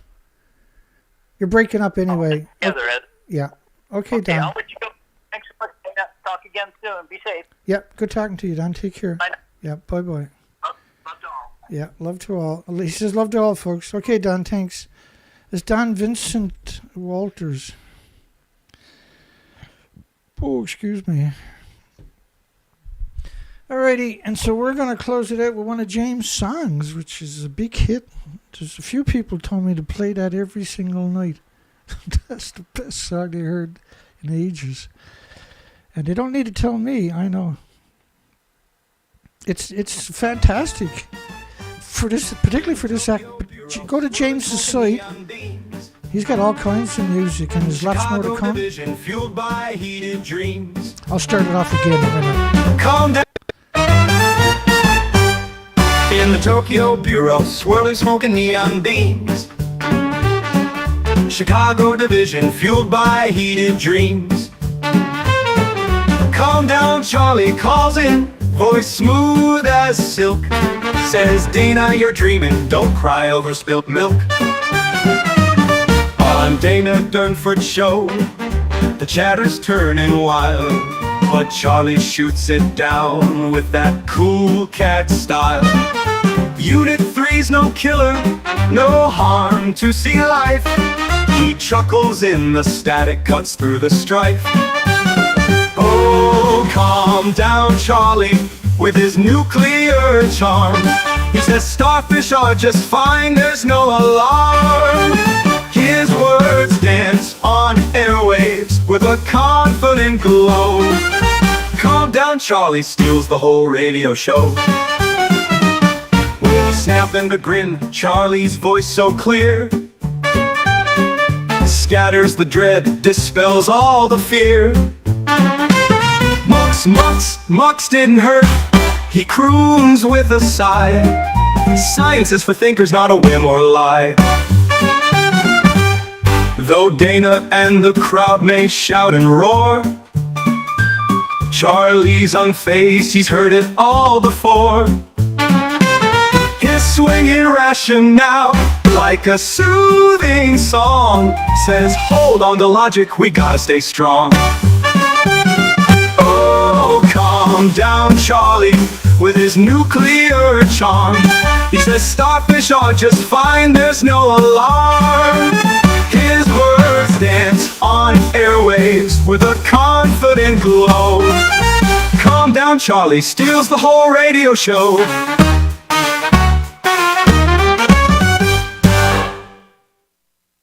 Look at how calm down, Charlie, with his nuclear charm. He says starfish are just fine, there's no alarm. His words dance on airwaves with a confident glow. Calm down, Charlie steals the whole radio show.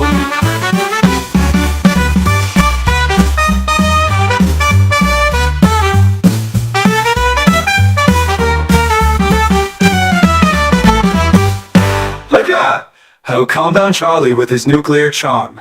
He says starfish are just fine, there's no alarm. His words dance on airwaves with a confident glow. Calm down, Charlie steals the whole radio show.